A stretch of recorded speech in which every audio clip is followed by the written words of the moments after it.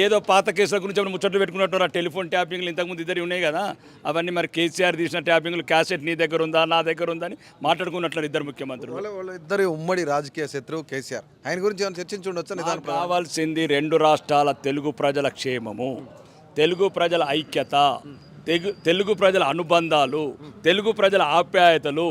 ఇట్లాంటి దుర్మార్గ రాజకీయాలు కాదు మాకు కావాల్సింది. రాష్ట్రాలుగా విడిపోయినా మేము అన్నదమ్ములుగా కలిసి ఉంటాం, అనుబంధాలతో ఉంటాం.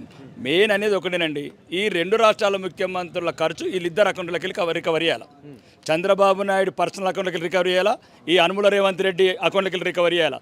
రెండు రాష్ట్రాల ముఖ్యమంత్రులు ఇంత పెద్ద హంగామతోని నేషనల్ మీడియా ఇంటర్నేషనల్ మీడియా కూర్చొని భోజనం చేసి బయటికి వెళ్ళిపోవడం ఏందండి?